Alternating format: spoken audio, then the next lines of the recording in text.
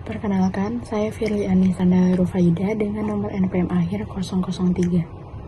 Perkenalkan, nama saya Dwi Tantri Handayani dengan NPM akhir 016. Perkenalkan, nama saya Joharatul Manuna dengan NPM akhir 027. Perkenalkan, nama saya Vanessa Aurora Nindya dengan NPM akhir 031. Perkenalkan, nama saya Azhara Naila Batiar dengan nomor NPM akhir 032. Perkenalkan, nama saya Lili Girahmasi dengan NPM akhir 041. Deskripsi aset tetap. Kita bahas mengenai definisi. Aset tetap adalah aset perusahaan yang memiliki wujud, mempunyai manfaat ekonomis lebih dari 1 tahun, dan diperoleh perusahaan untuk melaksanakan kegiatan perusahaan, bukan untuk dijual kembali. Aset ini mempunyai wujud sehingga seringkali aset tetap disebut dengan aset tetap berwujud atau tangible fixed asset. Selanjutnya, ada karakteristik transaksi aset tetap. Pertama, transaksi aset tetap memiliki frekuensi yang rendah, tetapi melibatkan nilai yang besar. 2. Pengendalian dilakukan sejak tahap perencanaan dan pelaksanaan perolehannya melalui sistem otomatisasi. 3. Pengeluaran terkait aset tetap dibedakan menjadi 2, yaitu pengeluaran pendapatan yang dibebankan langsung dalam periode terjadinya dan pengeluaran modal yang menambah nilai aset dan dibebankan secara bertahap. Oleh karena itu, manajemen perlu menetapkan kebijakan akuntansi untuk membedakan kedua jenis pengeluaran tersebut. Ada juga penggolongan aset tetap. Aset tetap dalam perusahaan manufaktur umumnya digolongkan sebagai berikut. 1. Tanah dan perbaikan tanah. 2. Gedung dan perbaikan gedung. 3. Mesin dan peralatan pabrik. 4. Mebel. 5. Kendaraan. Nah, kita juga akan membahas tentang transaksi yang mengubah aset tetap.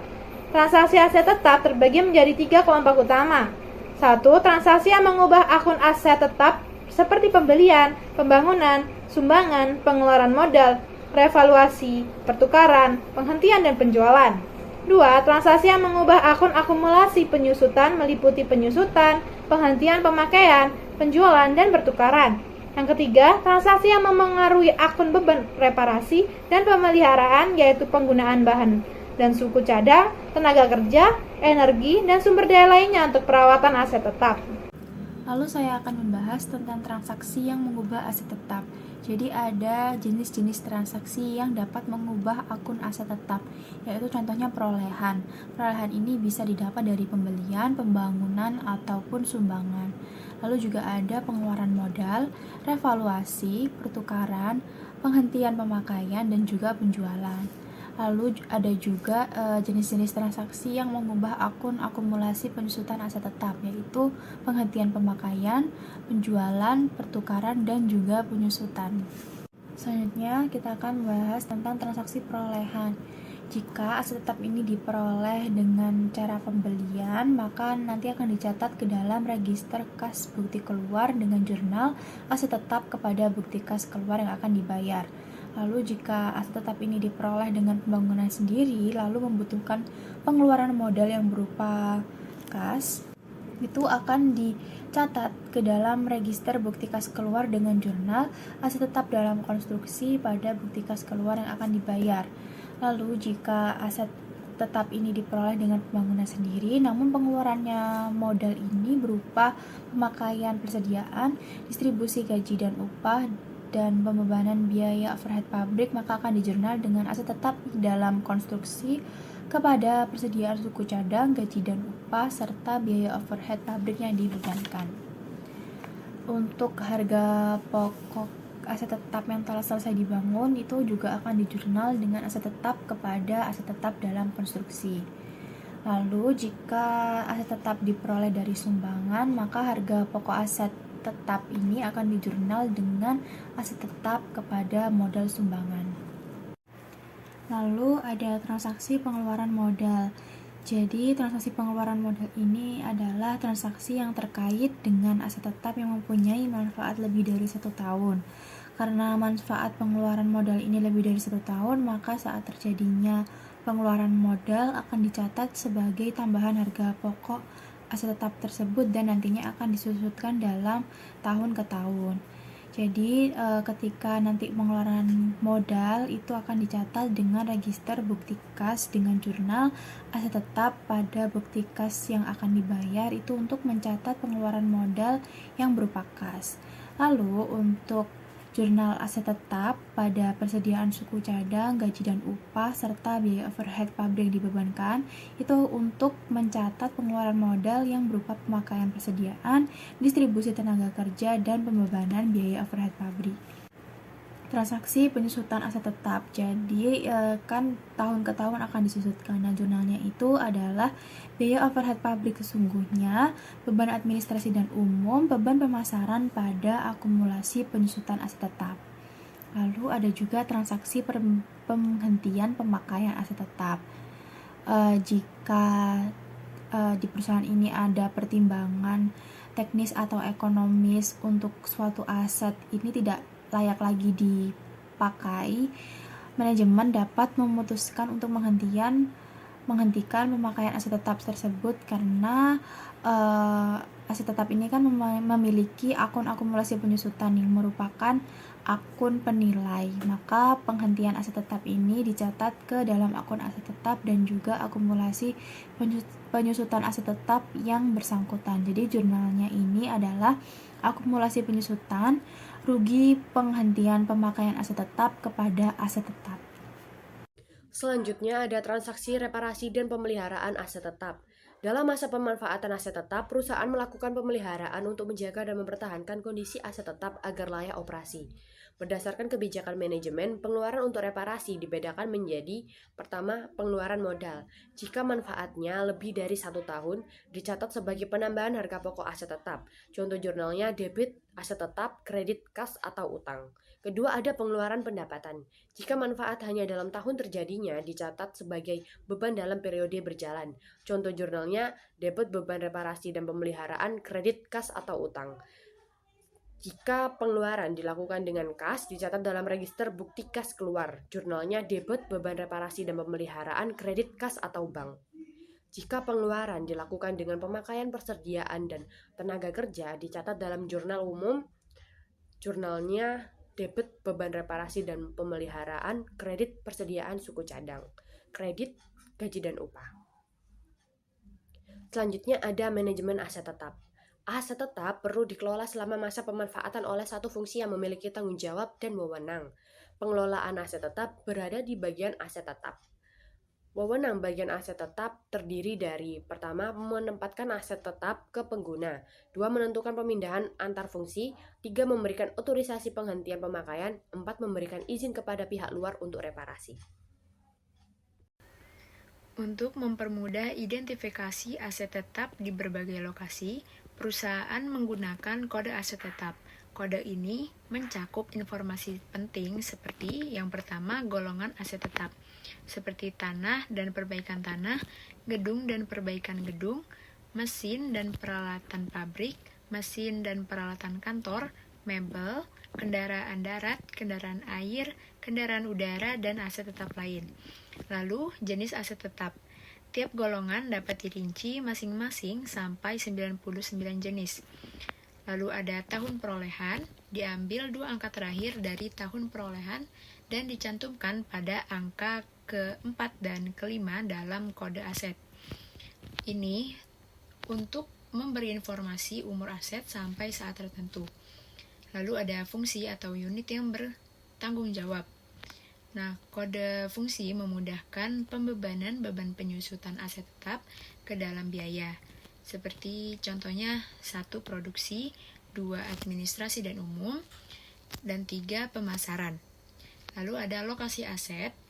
Kode ini dirinci menjadi daerah, gedung, lantai, dan nomor kamar. Dan yang terakhir ada portability, di mana aset digolongkan menurut kemudahan dan dapat atau tidaknya suatu aset dipindah-pindahkan.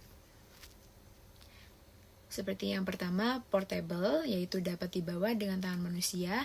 2. Movable, dapat dipindahkan dengan alat. Dan 3. Fixtures, atau melekat pada aset lain. Nah, jika diperlukan, kode juga bisa mencantumkan kode kelompok atau group code sesuai jenis akunnya. Dengan struktur ini, informasi mengenai aset tetap bisa dicatat dan diidentifikasi secara lengkap dan sistematis. Sebagai contohnya, bisa dilihat di layar, seperti ada kode di mana contohnya adalah 405, strip 92, strip 3, strip 420806, strip 2, fotokopi. Yang dimana artinya 40 itu sebagai golongan aset tetap yang maknanya adalah mesin dan peralatan kantor. Dan 5-nya itu adalah fotokopi, yaitu jenis aset tetapnya. Lalu 92 itu tahun perolehan yang diperoleh pada tahun 1992. Lalu angka 3 itu fungsinya, yaitu fungsi pemasaran. Angka 4 pada lokasi aset menandakan daerah 4, yaitu Surabaya. 2-nya itu adalah gedung 2. 08 itu adalah lantai 08. Dan 06 merupakan kamarnya. Dan yang terakhir angka 2 itu merupakan portability yang artinya movable atau dapat dipindahkan dengan alat. Selanjutnya saya akan menjelaskan dokumen yang digunakan. Pertama, ada surat permintaan otorisasi investasi atau Expeditor Authorization Request. Digunakan untuk pengendalian dan perencanaan investasi aset tetap, melibatkan usulan investasi, studi kelayakan teknis dan ekonomi, dan anggaran. Disetujui oleh direktur dan direktur utama sebelum pengeluaran modal dilakukan. Kedua, ada surat permintaan reparasi atau Authorization for Repair. Dokumen perintah untuk melakukan reparasi aset tetap. Reparasi bisa dianggap sebagai pengeluaran modal bila meningkatkan nilai atau umur aset. Ketiga, ada surat permintaan transfer aset tetap. Dokumen yang mengatur perpindahan aset tetap antar bagian atau lokasi harus mendapat otorisasi dari fungsi aset tetap. Keempat, ada surat permintaan penghentian pemakaian aset tetap. Dokumen untuk permintaan penghentian atau penghapusan aset tetap yang sudah tidak digunakan, dilengkapi dengan alasan yang disetujui oleh pejabat terkait. Kelima, ada surat perintah kerja atau work order. Perintah pelaksanaan pekerja perbaikan, pemasangan, pembongkaran aset tetap merupakan dasar pencatatan biaya yang muncul selama pekerjaan. Keenam, ada surat order pembelian. Dokumen pemesanan aset tetap dari pemasok biasanya menggunakan proses tender terbuka untuk aset bernilai besar. Ketujuh, ada laporan penerimaan barang. Dokumen yang mencatat hasil pemeriksaan fisik atau kuantitas dan mutu aset yang diterima sebagai bukti bahwa aset sudah diterima oleh perusahaan. Ke-8, ada faktur dari pemasok, bukti tagihan resmi dari pemasok atas aset tetap yang dibeli. Selanjutnya ada catatan akuntansi. Yang pertama, kartu aset tetap, buku pembantu yang berisi data rinci setiap aset tetap. Terdiri dari tanggal perolehan, harga pokok, akumulasi penyusutan, dan lain-lain, memudahkan pengawasan dan pelacakan aset tetap. Yang kedua, ada jurnal umum. Digunakan untuk mencatat transaksi penting seperti harga pokok aset tetap yang sudah selesai dibangun, biaya pemasangan dan pembongkaran aset, penghentian pemakaian aset tetap, penyusutan aset tetap. Ketiga, ada register bukti kas keluar, mencatat pengeluaran kas untuk pembelian aset tetap atau biaya modal yang berhubungan. Selanjutnya ada fungsi yang terlibat. Pertama, fungsi pemakaian, mengajukan permintaan perolehan, reparasi, penghentian, dan transfer aset tetap, bertanggung jawab investasi dan penggunaan aset tetap sesuai anggaran. Kedua, ada fungsi penelitian dan pengembangan atau R&D, mengelola aset yang digunakan bersama untuk pengembangan produk atau penelitian. Ketiga, ada direktur terkait dan direktur utama, memberi otorisasi akhir untuk investasi, pengeluaran modal, dan penghentian pemakaian aset. Keempat, ada fungsi pembelian, memilih masuk, melakukan proses tender, dan mengelola pemesanan aset tetap. Kelima, ada fungsi penerimaan, melakukan pemeriksaan fisik aset tetap saat diterima, memastikan kesesuaian dengan spesifikasi. Keenam, ada fungsi aset tetap mengelola aset data, penempatan, pemindahan, dan penghapusan aset tetap. Ketujuh, ada fungsi akuntansi membuat dokumen sumber pencatatan seperti bukti kas keluar, memorial, melakukan pencatatan jurnal, dan pemeliharaan kartu aset tetap. Selanjutnya ada jaringan subsistem. Selanjutnya ada jaringan subsistem aset tetap. Yang pertama, sistem pembelian aset tetap. proses pencatatan harga pokok aset dari pembelian. Dokumen utama ada bukti kas keluar, surat permintaan otorisasi, surat order pembelian, laporan penerimaan, dan faktur. Kedua, sistem perolehan aset tetap melalui pembangunan sendiri. Untuk aset yang dibangun sendiri oleh perusahaan, dokumen utamanya surat perintah kerja atau work order, laporan biaya. Ketiga, sistem pengeluaran modal, mengelola pengeluaran yang berhubungan dengan investasi modal aset tetap. Keempat, ada sistem penghentian pemakaian aset tetap, mencatat penghentian penggunaan aset, termasuk pencatatan rugi akibat penghentian. Dokumen utama surat permintaan penghentian pemakaian. Kelima, sistem transfer aset tetap, mengatur perpindahan aset antar lokasi atau departemen. Dokumen utama surat permintaan transfer aset tetap.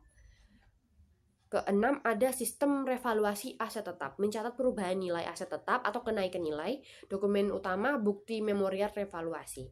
Selanjutnya, ketujuh, sistem penyusutan aset tetap, mencatat beban penyusutan aset tetap selama periode tertentu secara sistematis. Penjelasan unsur pengendalian internal. Unsur pertama, organisasi. Fungsi penggunaan aset tetap harus dipisahkan dari fungsi pencatatan atau akuntansinya untuk menjamin pengawasan yang efektif. Transaksi aset tetap seperti perolehan, penjualan, penghentian harus melibatkan lebih dari satu unit organisasi secara independen agar tercipta pengecekan intern. Unsur kedua, ada sistem otorisasi dan prosedur pencatatan. Investasi aset tetap harus diotorisasi melalui anggaran yang disetujui oleh RUPS dan pihak terkait, seperti direktur utama, direktur yang bersangkutan, dan kepala departemen. Setiap dokumen penting seperti surat permintaan investasi, work order, pembelian, penerimaan barang, bukti kas keluar, dan bukti memorial harus diotorisasi oleh pejabat yang berwenang sesuai dengan fungsinya. Pemutakhiran data kartu aset tetap hanya boleh dilakukan oleh fungsi akuntansi, berdasarkan dokumen yang lengkap dan telah diotorisasi oleh pejabat berwenang. Berikutnya ada unsur ketiga, yaitu praktik yang sehat. Dilakukan pencocokan fisik aset tetap secara berkala dengan data di kartu aset. Penggunaan anggaran investasi sebagai alat pengendalian dilakukan setelah studi kelayakan. Aset tetap wajib diasuransikan untuk menghindari kerugian akibat bencana atau kecelakaan. Harus ada kebijakan akuntansi tertulis dan jelas dalam membedakan antara pengeluaran modal dan pengeluaran pendapatan. Bagian alir dokumen jaringan prosedur yang membentuk sistem akuntansi aset tetap. Sistem pembelian aset tetap dimulai dengan permintaan otorisasi investasi dari pengguna aset kepada direksi, yang mengevaluasi berdasarkan anggaran dan kondisi keuangan perusahaan. Setelah disetujui, proses dilanjutkan ke sistem pembelian. Jika aset tetap memerlukan pemasangan, fungsi aset tetap mengeluarkan surat perintah kerja kepada bengkel, dan fungsi akuntansi mencatat biaya pemasangan sebagai bagian dari harga pokok aset. Nah, prosedur yang terlibat terdiri dari 1. Permintaan otorisasi investasi, 2. Penawaran harga dan pemilihan pemasok, 3. Order pembelian, 4. Penerimaan barang, 5. Penempatan aset tetap, 6. Pencatatan harga pokok aset tetap. Di sini kita juga akan membahas tentang alur dokumennya. Unit pemohon mengajukan surat otorisasi ke direktur utama. Setelah disetujui, bagian pembelian memilih pemasok dan mengirim order. Bagian penerimaan memeriksa dan menguji aset, lalu membuat laporan penerimaan. Bagian utang membuat dan mencatat bukti kas keluar berdasarkan dokumen pendukung dengan jurnal aset tetap di debit, serta bukti kas keluar yang akan dibayar di kredit. Bagian aset tetap membuat surat penempatan. Bagian kartu aset tetap mencatat harga pokok dan lokasi aset ke dalam kartu aset tetap. Selanjutnya mengenai sistem perolehan aset tetap melalui pembangunan sendiri. Sistem ini digunakan untuk mencatat harga pokok aset tetap yang dibangun sendiri oleh perusahaan. Dokumen utama yang digunakan adalah surat pemerintah kerja atau work order untuk mencatat seluruh biaya konstruksi. Setelah pembangunan selesai, dibuat bukti memorial sebagai dasar pencatatan ke dalam kartu aset tetap dan jurnal umum. Pada gambar 16.12 terdapat 6 alur bagian dokumen dari prosedur sistem ini, yaitu yang pertama, prosedur permintaan otorisasi investasi. Bagian yang membutuhkan aset tetap membuat surat permintaan investasi, lalu diteruskan ke direktur utama untuk mendapat otorisasi. Dan setelah disetujui, diterbitkan surat perintah investasi. Yang kedua ada prosedur perintah kerja. Berdasarkan otorisasi tersebut dibuat surat perintah kerja. Lalu SPK ini dikirim ke bagian yang bertanggung jawab atas pelaksanaan pembangunan, seperti BPP, BG atau bagian pemeliharaan dan pembangunan gedung. Yang ketiga, prosedur pelaksanaan pembangunan aset tetap. Bagian pelaksanaan mencatat jam kerja tenaga kerja dan membuat laporan proyek. Jika memerlukan bahan atau suku cadangan, bagian ini mengajukan permintaan ke bagian gudang. Lalu gudang akan mengeluarkan dan mencatat barang yang digunakan. Lalu yang keempat, prosedur penerimaan barang. Barang dan bahan yang dikeluarkan dari gudang dicatat berdasarkan surat permintaan yang masuk. Digunakan untuk mencatat konsumsi bahan dalam proyek tersebut. Yang kelima, prosedur penempatan aset tetap. Setelah proyek selesai, maka akan dibuat laporan proyek selesai. Bagian kartu aset tetap menghitung harga pokok aset tetap berdasarkan data dari SPK, bahan, tenaga kerja, dan suku cadang. Lalu dibuat bukti memorial untuk memindahkan dari akun aset tetap dalam konstruksi ke dalam aset tetap. Lalu yang keenam, prosedur pencatatan harga pokok aset tetap. Bukti memorial digunakan sebagai dasar pencatatan dalam jurnal umum dengan jurnal sebagai berikut, yaitu aset tetap pada debit dan aset tetap dalam konstruksi pada kredit. Selanjutnya mengenai sistem pengeluaran modal. Sistem ini digunakan untuk mencatat tambahan biaya atau harga pokok pada saat aset tetap yang disebabkan oleh adanya pengeluaran modal, seperti perbaikan besar atau pergantian bagian penting aset. Prosesnya harus melalui otorisasi resmi dengan langkah-langkah utama sebagai berikut. Yang pertama ada permintaan otorisasi investasi atau reparasi. Bagian yang memerlukan perbaikan atau penggantian aset membuat surat permintaan otorisasi reparasi atau SPOR. Surat ini dikirim ke Direktur Utama untuk mendapatkan persetujuan. Setelah disetujui, surat dikembalikan ke bagian pemohon. Dokumen terkait SPOR dapat dilihat di nomor 123 pada gambar yang pertama.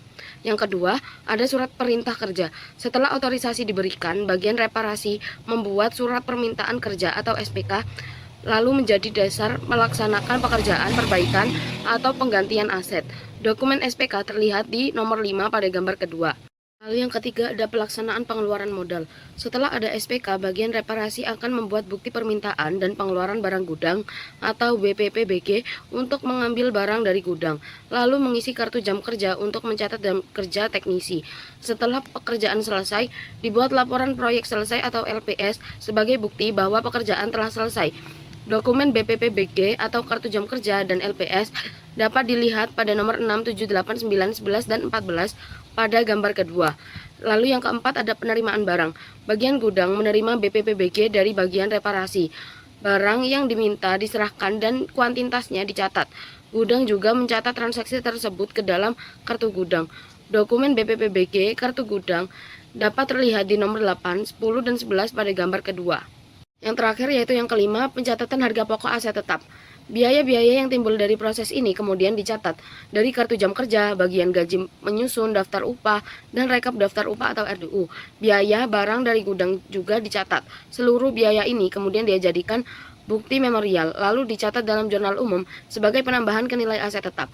Dokumen RDU, bukti memorial, jurnal umum dapat terlihat di nomor 12, 13, 14, dan 18 pada gambar ketiga. Intinya, sistem ini memastikan setiap pengeluaran modal dilakukan secara terkontrol, terdokumentasi, dan bisa ditelusuri agar penambahan nilai aset tetap bisa dihitung dengan tepat. Selanjutnya mengenai sistem penghentian pemakaian aset tetap. Sistem ini dibuat untuk mencatat pengurangan harga perolehan aset tetap, pengurangan akumulasi penyusutan aset tetap, serta mencatat keuntungan atau kerugian yang mungkin terjadi akibat penghentian pemakaian aset tetap. Dokumen yang digunakan, yang pertama ada bukti memorial, yaitu dokumen akuntansi utama yang digunakan sebagai dasar pencatatan transaksi. Yang kedua ada surat permintaan penghentian pemakaian dan transfer aset tetap, yaitu dokumen pendukung yang menyatakan permintaan resmi dari bagian pengguna aset. Prosedur dalam sistem. Sistem ini memiliki dua prosedur utama. Yang pertama, prosedur permintaan penghentian pemakaian aset tetap. Bagian pengguna aset mengajukan permintaan penghentian aset kepada manajemen, yaitu direktur utama. Yang kedua, prosedur penghentian dan pencatatan. Setelah disetujui, bagian akuntansi membuat bukti memorial untuk mencatat penghentian tersebut ke jurnal umum dan kartu aset tetap. Selanjutnya, penjelasan bagan alur pada gambar 16.14. Yang pertama, bagan yang menggunakan aset tetap, yaitu membuat SPPPAT atau surat permintaan penghentian pemakaian aset tetap, lalu mengirim SPPPAT ke direktur utama. Lalu yang kedua ada direktur utama, yaitu menerima SPPPAT dan memberikan otorisasi. Lalu juga mengirim SPPPAT yang sudah diotorisasi ke bagian aset tetap. Lalu yang ketiga ada bagian aset tetap, yaitu menerima SPPPAT, memverifikasi lalu membuat bukti memorial. Lalu juga mengirim bukti memorial ke bagian kartu aset tetap. Yang keempat ada bagian kartu aset tetap, yang mencatat penghentian aset tetap ke dalam kartu aset tetap, lalu juga mengirim bukti memorial ke bagian jurnal. Yang kelima ada bagian jurnal, yang mencatat ke dalam jurnal umum berdasarkan bukti memorial. Baik, sebelumnya saya akan menjelaskan sedikit terkait sistem transfer aset tetap ini.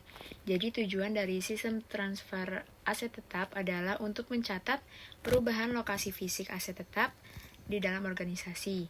Nah, proses ini tidak mempengaruhi nilai aset dalam pembukuan, melainkan hanya memperbarui informasi lokasi di dalam kartu aset tetap.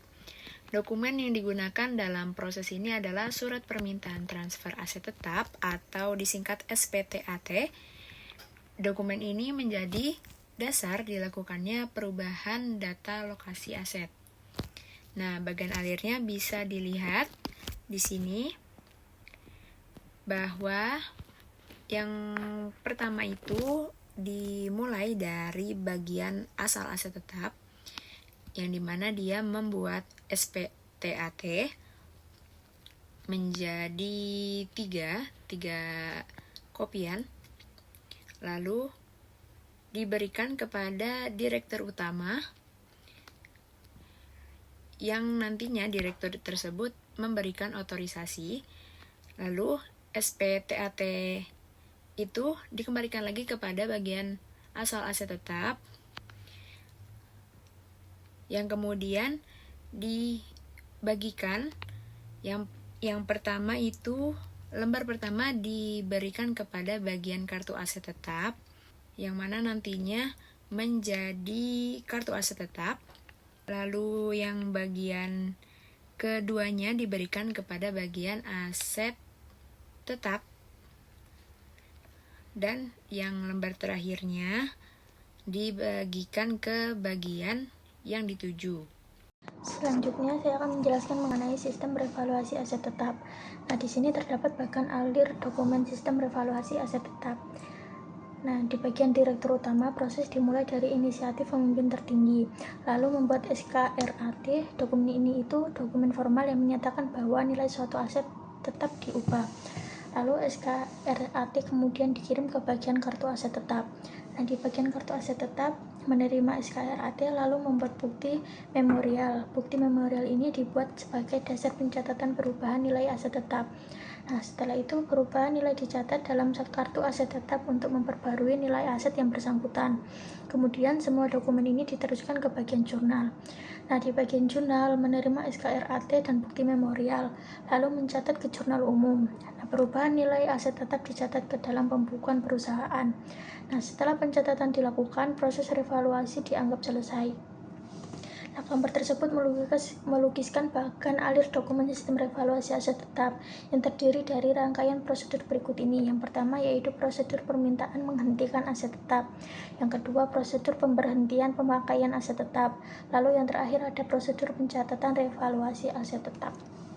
Selanjutnya ada sistem pencatatan penyusunan aset tetap. Nah, di sini itu terdapat bagian alir dokumen sistem pencatatan penyusunan aset tetap. Nah, di bagian kartu aset tetap, proses dimulai oleh bagian yang menangani pencatatan aset tetap, lalu membuat DDAT. Nah, DDAT ini adalah daftar yang mencantumkan nilai penyusutan dari setiap aset tetap berdasarkan metode penyusutan yang digunakan. Nah, lalu membuat bukti memorial untuk mencatat penyusunan dalam pembukuan.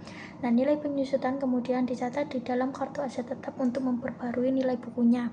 Lalu dokumen DATT dan bukti memorial dikirim ke bagian jurnal.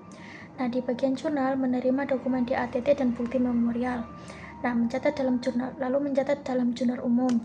Nah, penyusutan aset tetap dicatat secara resmi dalam jurnal akuntansi.